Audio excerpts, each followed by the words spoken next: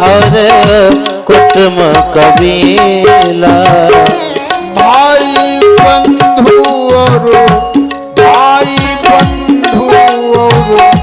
कुटुंब कबीला, सहारा नहीं कोई रे तेरे बिना। सहारा नहीं कोई रे तेरे बिना। हमारा नहीं कोई रे सहारा नहीं कोई रे तेरे बिना।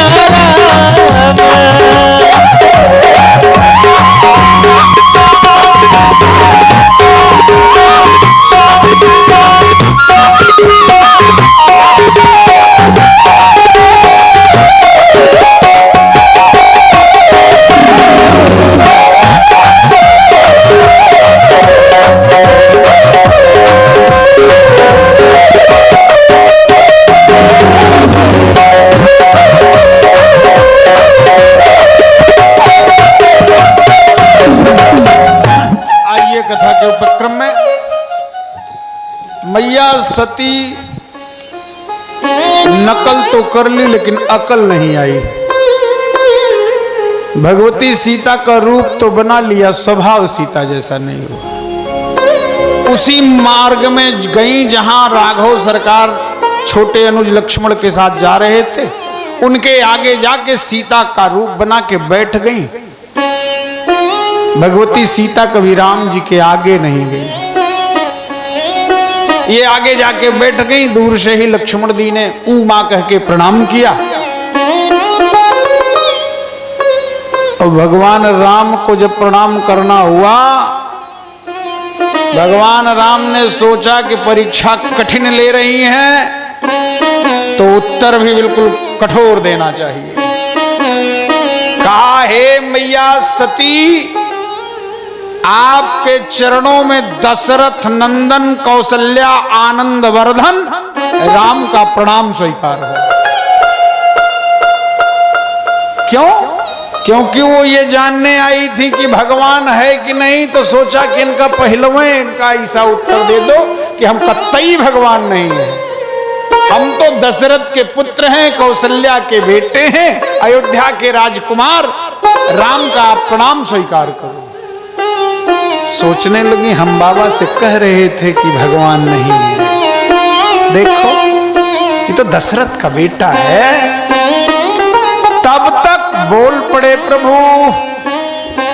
कहा, एक बात बताओ, इस जंगल में अकेले काहे को घूम रही हो?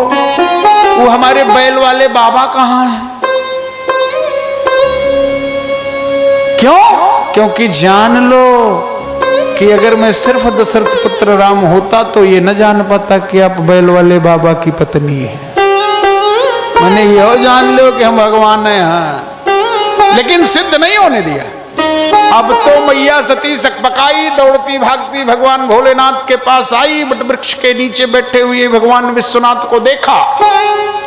भोले बाबा ने कहा, परीक्षा लिया, इनसे बड़ा झूठा भी कोई नहीं होता है। ऐसा झूठ बोलती हैं, बिल्कुल सफेद, एकदम सफेद झूठ बोलती है। मैया सती गई हैं परीक्षा लेने, परीक्षा लेने की बात कह के गई हैं, परीक्षा ले भी चुकी हैं, परीक्षा लेके आ रही हैं, प्रश्नोत्तर भी प्राप्त हो गया है, लेकिन फिर भी कह रही हैं, कछु न परीक्षा लीन गोसाई, कछु न परीक्षा लीन गोसाई, कछु न परीक्षा लीन गोसाई। भोले बाबा ने कहा, परीक्षा नहीं ली तो गई क्यों थी और किया क्या वहां? कछु न परीक्षा लीन गोसाई, कछु न परीक्षा लीन गोसाई। भोले बाबा ने कहा, तो की क्या वहां? कीन प्रणाम तुम्हारे ही नाम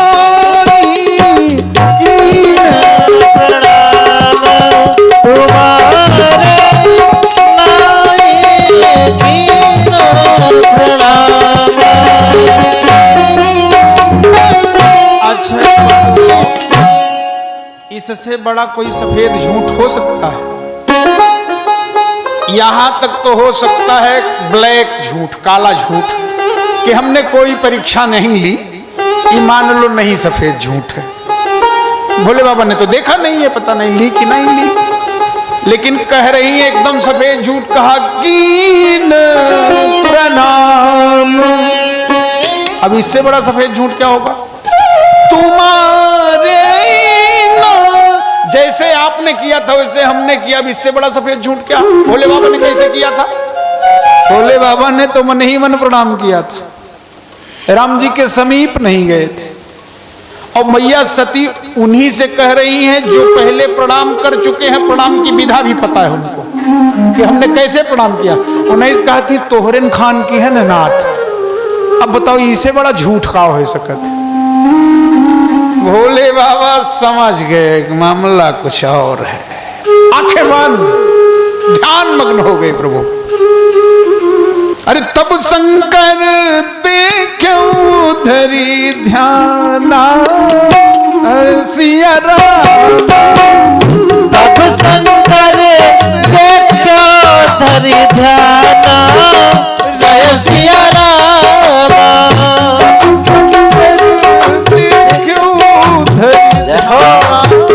राम सिया राम, तब शंकर देखो धरि ध्याना राम सिया राम, सती जुकीन चरित सब जाना जय सिया राम, सती जुकीन चरित सब जाना जय सिया राम, सती जुकीन चरित सब जाना जय सिया राम। जैसे चरित समझ में आया तैसे भगवान भोलेनाथ ने क्या किया? मन में एक संकल्प ले लिया, व्यक्त नहीं किया। एक बात और बता दें, जिन पुरुषों की पत्नी संदेह की परिधि में ज्यादा घिरी होती है, एकदम प्रामाणिक प्रमाण बता रहा हूं, जो पुरुष इस रोग के रोगी होंगे वो समझ जाएंगे कि गुरुजी बिल्कुल, उनको लगेगा कि गुरुजी हम हो जानत हैं कहा। जिस पुरुष की स्त्री संदेह के उस प्रबल चरमोत्कर्ष तक पहुंच चुकी होती हैं, उन पुरुषों की हाल बिल्कुल यही भोलेनाथ जैसी होती है। जैसी भोलेनाथ की है। कैसी?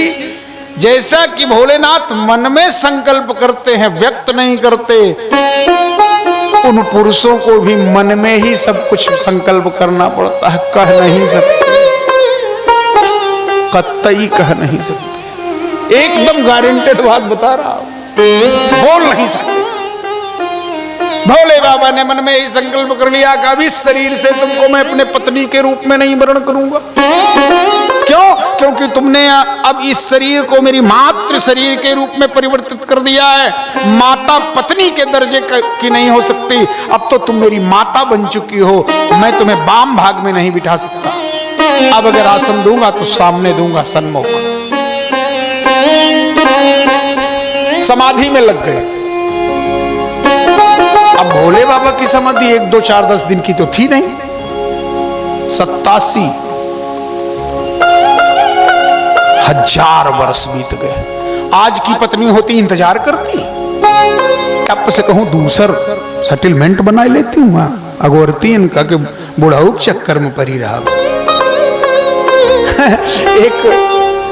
एक संत फकीर जा रहे थे रास्ते से, तो देखा कि एक नवयौवना स्त्री, एक नई मजार बनी है, कब्र, और वो अभी अभी बिल्कुल सीमेंटेड है, बिल्कुल प्लास्टर वगैरह हुई है। बरसाती लाल अभी अभी काम करके गए, वो सूखी भी नहीं है, वो पंखा झल रही थी। संत जी को लगा कि आहा कितना प्रेम करती है। अच्छा, संत जी को लगा क्यों? संत जी भी विपत्ति के मारे थे, पत्नी के कारण फकीर बने थे बेचारे। हाँ, एक व्यक्ति भीख मांग रहा था, भीख। तो एक राही जा रहा था, तो वो बेचारा रो रहा था। तो कहा कि तुम क्यों रो रहे हो? तो कहा पत्नी के कारण, हमारी पत्नी बड़ी बेवफा निकली। तो उसने पूछा कि अच्छा तुम भिखारी क्यों बन गए? अरे कहा तुमसे पहले हम विपत्ति के मारा नहीं आज कटोरा ले घूमी थी। बोलिए रामचंद्र भगवान की।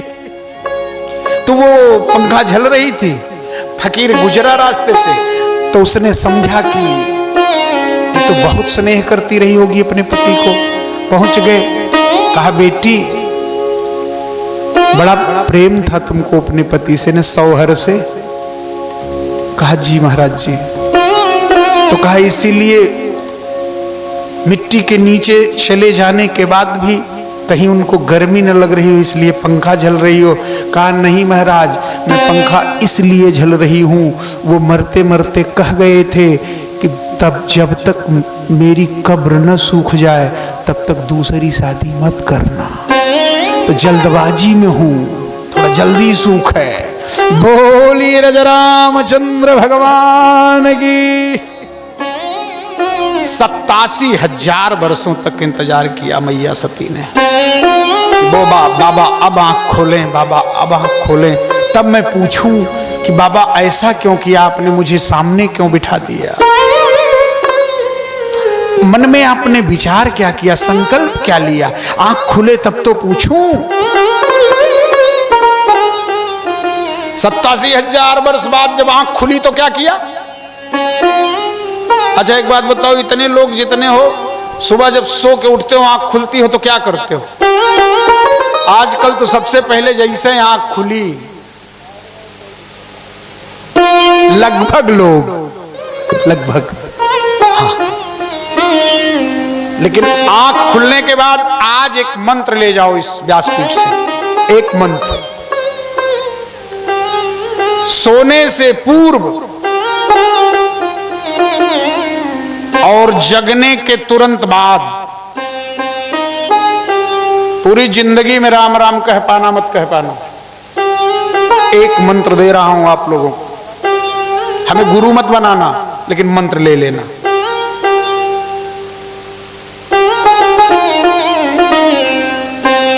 रात्रि में सोने से पूर्व और प्रातः काल जगने के तुरंत बाद राम राम राम कह के सो जाना, और जगते ही राम राम राम कह के उठ जाना।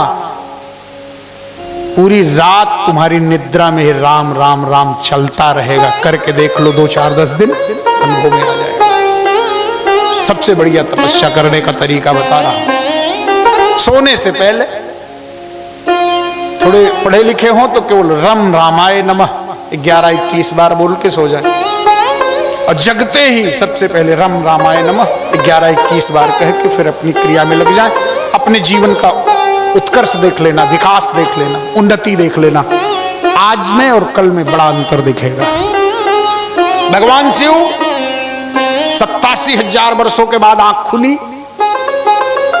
अच्छा खुली है कि नहीं खुली है इसका प्रमाण, मैया सती ने आंख खुली कि नहीं खुली ये नहीं जाना, बाणी खुली बस जान गई कि ये जग गए। और बाणी खुली तो भोले बाबा की कैसे खुली? राम राम शिव सुमिरन लागे, राम सिया राम, राम राम शिव सुमिरन लागे, राम सिया राम, राम नाम शिव सुमेरन लागे, राम सिया रामा। सती जगत पति जागे, राम सिया रामा, राम सती जगत पति जागे, राम सिया रामा, राम सिया रामा, जय सिया रामा, राम सिया रामा, जय सिया रामा,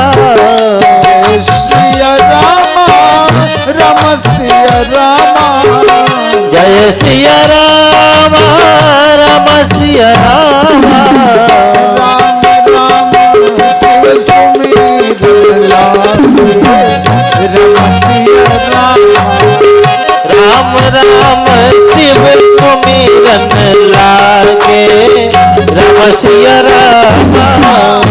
जानऊ सती जगत पति जागे राम सिया राम। जानऊ सती जगत पति जागे राम सिया राम। बाबा की आंख नहीं खुली, आंख बाद में खुली, पहले जबान खुल गई, वाणी खुल गई। राम राम राम जैसे किया, मैया सती ने जान लिया कि बाबा जग गए। क्यों?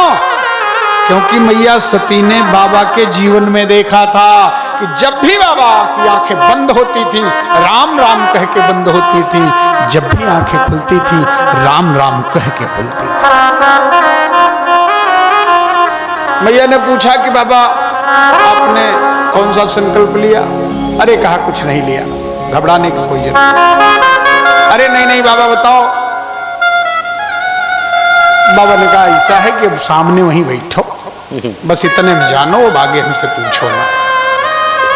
इतने में हुआ क्या कि एक दिन देवताओं की स्त्रियां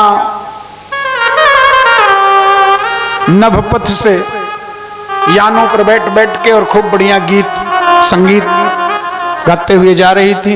देवता भी जा रहे थे, गंधर्व जा रहे थे, यक्ष जा रहे थे, किन्नर जा रहे थे। मैया सती ने हल्ला सुना तो कहने लगी बाबा ये कैलाश के ऊपर शोर कैसा? बोले बाबा ने कहा शांत रहो। नहीं बाबा बताओ ना ये शोर कैसा है? अच्छा ये जिद्दी बहुत होती है, ये जब कोनो चीज कोई कुछ भी पूछ लें जब तक बता ना दो तब तक मान नहीं सकती। अरे नहीं बाबा बताओ नहीं काहे के लिए शोर हो रहा? बोले बाबा ने कहा ऐसा है देवी तुम्हारे पिता के यहाँ यज्ञ हो रहा है, सबको आमंत्रित किया है तुम्हारे पिता ने, बहुत बड़ा यज्ञ कर रहे हैं तुम्हारे पिताजी। उस यज्ञ में सारे लोगों को आमंत्रण दिया, सब अपनी अपनी धर्म पत्नियों के साथ जा रहे हैं आमंत्रण में। तो कहा बाबा आप क्यों नहीं जा रहे हैं? अरे कहा हमको निमंत्रण नहीं मिला। तो कहा अरे बाबा मान लो नहीं मिला तब भी हमको लेके चले चलो ना। अरे कहा जब निमंत्रण नहीं मिला तो कैसे लेके चले चलो? अच्छा एक बात बताएं, ये बैके के पक्ष से क्या कहना, पतिदेव का कितना भी अपमान हो जाए मई का नहीं छोड़ना चाहते ना, मई का न छूटे बाकी चाहे जो नहीं जाए, मन से दू छूट जाए चलिए मई का न छूटे। मैया ने कहा बाबा हमको ले चलो ना। भोले बाबा ने कहा हम जाने वाले नहीं हैं और ना हम जाएंगे। वैसे ये सती एक बात बता दूं, बिना निमंत्रण के कहीं जाना नहीं चाहिए। वैसे तो कुछ 4 जगह बताई संतों ने जहां बिना आमंत्रण के भी जाया जा सकता है। पिता के घर, गुरु के घर, मित्र के घर और भगवान के घर। लेकिन फिर भी अगर वहां कोई अपमान मानता हो तो नहीं जाना चाहिए। मैया सती ने कहा मैं तो जाऊंगी।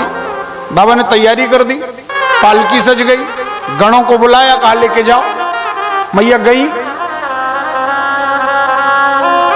पिताजी दक्ष प्रजापति जी विशाल यज्ञ कर रहे थे, लेकिन उस यज्ञ में सबको भाग दिया गया था, भगवान भोलेनाथ का भाग नहीं था। अच्छा भगवान भोलेनाथ का भाग क्या होता है? यज्ञ होन आदि करते हैं आप, यज्ञ होन में जब हव्य डालते हैं ना, स्वाहा बोलते हैं, तो जिस देवता के नाम से बोलते हैं उसको प्राप्त होता है। लेकिन आपके हव्य डालते समय इधर से उधर से इधर से इधर से जो सारे यज्ञ कुंड के इर्द गिर्द बाहर जितना भी गिर जाता है भाग, वो सारा का सारा भाग किसका होता है? वो भगवान शिव का भाग होता है। अच्छा भगवान शिव के भाग को खाने का अधिकार भी सिर्फ 2 लोगों को है, या तो कुत्ता खाए या तो गोसाई बाबा। अच्छा गोसाई बाबा काहे लिए खा सकते हैं? गोसाई बाबा इसलिए खा सकते हैं कि ब्रह्मा जी की सृष्टि में वो है नहीं है। ब्रह्मा जी की सृष्टि में नहीं गोसाई, इसीलिए उनको शंकर वर्ण कहा जाता है। वो शंकर वर्ण है, गोसाई। गोसाई की व्युत्पत्ति का कोई पूर्वानुमान नहीं है। इसीलिए सावन के महीने में अगर आमंत्रण कराना हो तो गोसाई को आमंत्रित करो, गोसाई को भोजन कराओ। भगवान शिव का रुद्राभिषेक कराओ तो उस शिवलिंग पे जो भी चढ़े गोसाई बाबा को पहुंचाओ। लेकिन आजकल तमाम आचार्य वैदिक हैं वो उठा लेते हैं। अब भाई उनको हजम हो जाता होगा, चाहिए गोसाई बाबा को। तो मैया ने देखा कि बाबा का कहीं भाग नहीं, बिफर गई, चौंक पड़ी। माता जी ने बड़ा सम्मान किया था, बहनों ने तो व्यंग किया था, आई गई बिना उनका ले बुढ़ाऊ। ये देखो खीस निपोरे आई गई बिना न्योता। मां ने खूब सम्मान दिया, हृदय से लगाया। पिता ने मना कर रखा था कोई उससे बात नहीं करेगा अगर आ भी जाती है तो। किसी ने बात नहीं किया। माता को बड़ा अपमान मिला। मैया ने सोचा कि जहां मेरे पति का इतना बड़ा अपमान और मैंने भी अपने पति का इतना अपमान किया, अब मैं इस शरीर को धारण ही नहीं करना चाहती। योगाग्नि में शरीर का द्राक्ष कर दिया, यज्ञ कुंड में कूद गई। लेकिन मरते मरते फिर जिस पर संदेह हुआ था, एक बात और बता दें, हे देवियों याद रखना, एक न एक दिन तुम्हारा संदेह समाप्त होगा और जिस दिन संदेह समाप्त होगा उस दिन तुम अपने को मिटा हुआ पाओगी। इसलिए ज्यादा संदेह में मत रहा करो, थोड़ा बहुत कर लिया करो। अच्छा करना भी जरूरी है, नहीं तो एक श्रीमती जी गाते हुए मेला जा रही थी। मेला वो कौन वाला मेला था? वो कजरिया तीज वाला, वो मंगलीनाथ वाला मेला। मेला जा रही थी, वो गा रही थी क्या कि फिसली गए बालम एतावता यत्र तत्र मत समझना। बाबा कबीर का पद्य है कि फिसली गए बालम देख ली है उनका, फिसली गए बालम देख ली है उनका।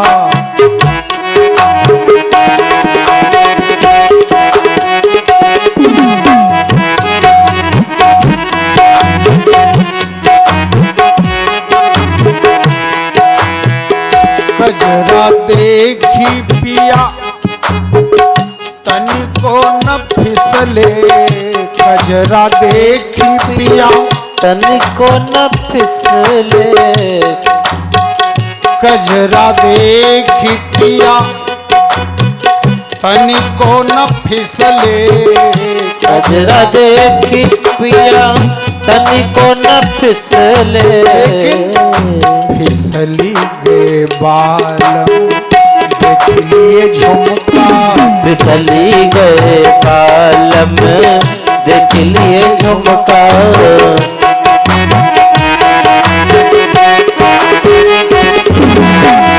देख लिए झुमका है, देख लिए झुमका, फिसली गए बालम देख लिए झुमका, फिसली गए। अंतिम बात बीच में और पद्य छोड़ देता हूं। चाल देखी पिया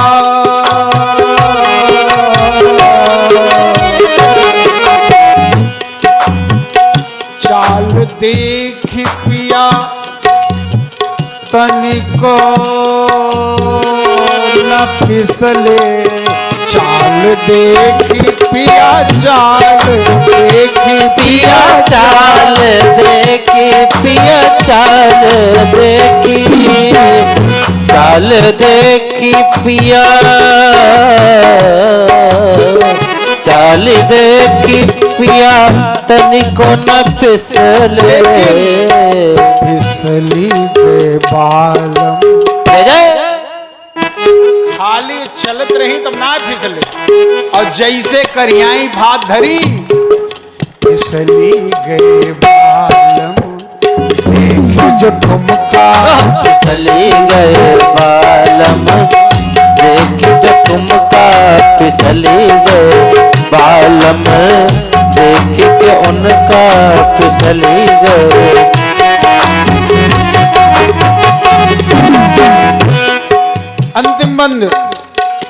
कहत कबीर, सबके लिए कहा। कहत कबीर हाँ कहत कबीर हाँ कहत कबीर हाँ कहत कबीर। कहत कबीर सुनो अरु साधो। कहत कबीर सुनो अरु साधो। कहत कबीर कहत है कबीर कहत है कबीर हाँ कहत है कबीर।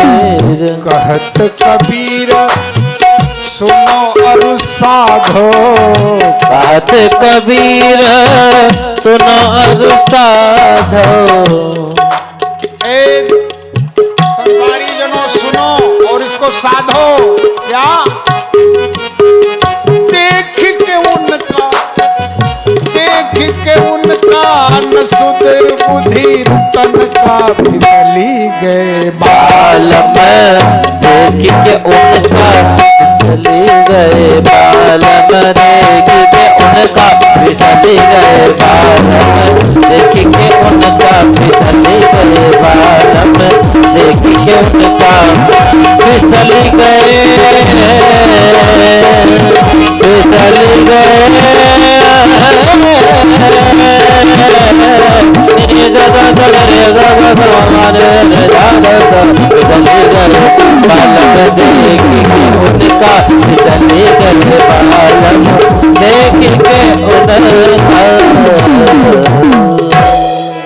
मैया सती ने उस यज्ञ कुंड में कूद कर प्राणों की आहुति दे दी, लेकिन मरते मरते कहा क्या? सती मरत हरिसन वर मांगा राम सिया रामा। सती मरत हरिशन वर मांगा राम सिया रामा। सती मरत हरिशन वर मांगा राम सिया रामा। क्या वरदान मांगा? जन्म जन्म रति जन्म जन्म शिव पद अनुराग। जय सिया रामा। जन्म जन्म शिव पद अनुरागा। जय सिया रामा। यही कारण हिम जय जय गिरि गृह जाई। यही कारण हिम गिरि ग्रह जाई। जनमी पार्वती तनु पाई। जनमे पार्वती तनु पाई। सती मरत हरिशन वर मांगा राम सिया रामा। सती मरत हरिशन वर मांगा राम सिया रामा। मैया सती ने मरते समय जिस परमात्मा पर संदेह किया था उसी से वरदान मांगा, और जिस पति के साथ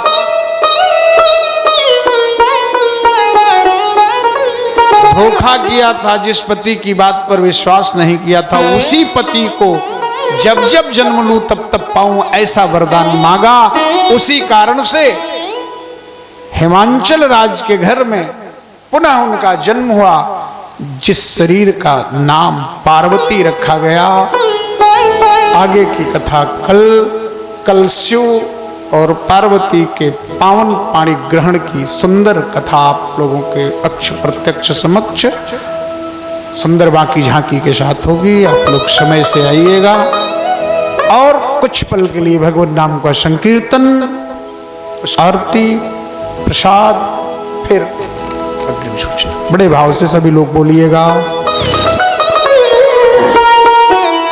हम राम जी के राम जी हमारे हैं, प्राणों से प्यारे हैं ना। हम राम जी के राम जी हमारे सभी हैं, लोग बोलिए। प्राणों से प्यार है ना। हम राम जी के राम जी हमारे हैं, प्राणों से प्यार है ना। प्राणों से प्यारे हैं, प्राणों से प्यारे हैं, प्राणों से प्यार है, प्राणों से प्यार है, प्राणों से प्यारे हैं ना। हम राम जी के, हम राम जी के राम जी हमारे हैं, प्राणों से प्यारे हैं ना। हम राम जी के राम जी हमारे हैं, प्राणों से प्यार है ना।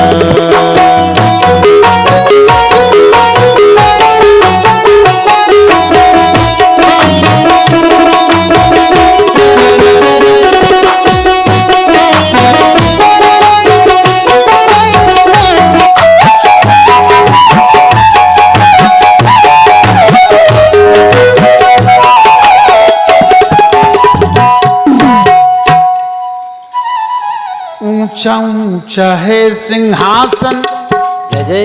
बैठ सिया संग आसन। ऊंचा ऊंचा है सिंहासन, बैठ सिया संग आसन। बैठे सिया संग आसन, बैठे सिया संग आसन, बैठे सिया संग आसन। बैठे सिया संग आसन। और जिनके चरणों में हाथ, जिनके चरणों में हाथ, जिनके चरणों में अंजनी दुलार है, प्राणों से प्यार है ना। जिनके चरणों में अंजनी दुलार है, प्राणों से प्यार है ना।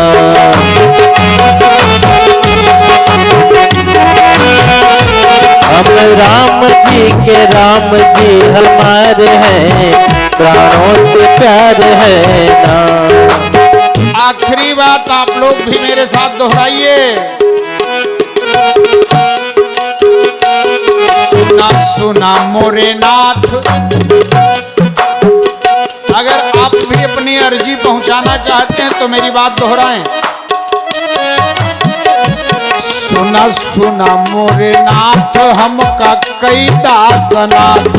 सुना सुना मोरे नाथ, हमका कई दासनाथ।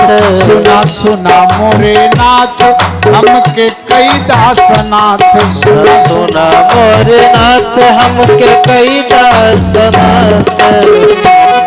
अनजान बस, अनजान बस आपके सहारे हैं, राम जी हमारे हैं ना।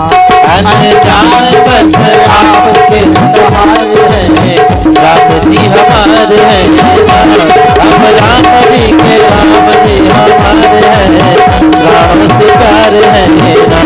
हम राम जी के राम जी हमारे हैं, राम जी हमारे हैं।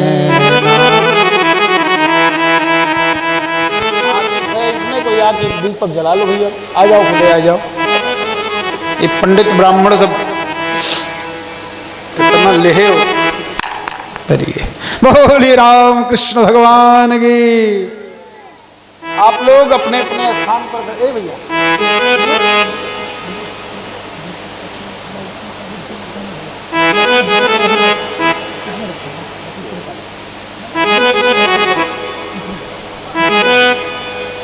श्री सीतारामचंद्र भगवान की, हनुमान जी महाराज की।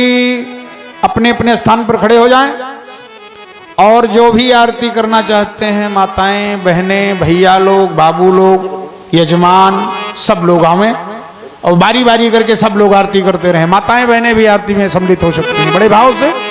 पावन आरती आप लोग मीठी मीठी ताली देके अपने अपने स्थान पर खड़े हो जाएं। मीठी मीठी ताली देते रहेंगे।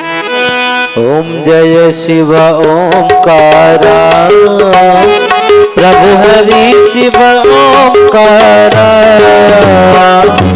ब्रह्मा विष्णु सदा शिव, मेरे भोलेनाथ सदा शिव।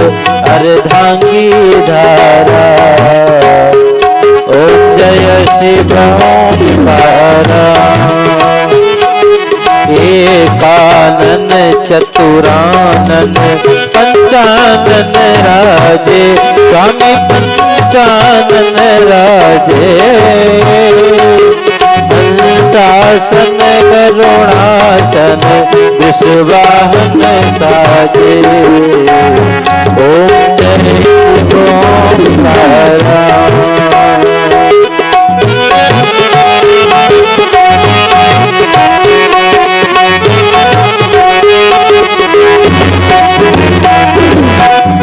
भुज चार चतुर्भुज दस भुज से सोहे स्वामी दस भुज अति सोहे। तीनों रूप निरखता तीनों रूप निरखता त्रिभुवन जन मोहे। ओम जय शिव ओंकार। अक्षमाला वनमाला रुंडमाला धारी स्वामी रुंडमाला धारी। चंदन मृग मद सोहे चंदन मृग मद सोहे भोले शशिधारी। ओम जय शिव ओंकार। श्वेतांबर पीतांबर बाघांबर अंगे भोले बाघांबर अंगे। सनकादिक ब्रह्मादिक सनकादिक ब्रह्मादिक भूतादिक संगे। ओम जय शिव ओंकार। हर के मध्य कमंडलो चक्र त्रिशूल धरता बोल चक्र त्रिशूल धरता। जग करता जग भरता जग करता जग भरता जग सहारे करता। ओम जय शिव ओंकार। ब्रह्मा विष्णु सदा शिव जानत अविवेका बोले जानत अविवेका।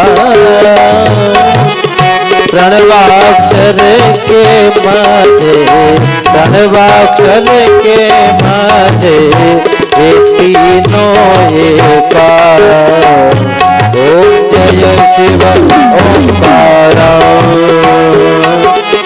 गुण स्वामी जी की आरती जो कोई नर गावे स्वामी जो कोई नर गावे। कहत शिवानंद स्वामी मन भजत हरि हर स्वामी मन वांछित फल पावे। ओम जय शिव ओंकार। ओम जय शिव ओंकार। बोले हरि शिव ओंकार। ब्रह्मा विष्णु सदा शिव मेरे भोलेनाथ सदा शिव हर धाम की धारा। ओम जय शिव ओंकार। कर्पूर गौरम करुणावतारम संसार सारम भुजगेन्द्रहारम सदा वसंतम हृदयारविंदे भवं भवानी सहितं नमामि। त्वमेव माता च पिता त्वमेव त्वमेव बन्धुः च सखा त्वमेव त्वमेव विद्या द्रविणं त्वमेव त्वमेव सर्वं मम देव देव त्वमेव सर्वं मम देव देव।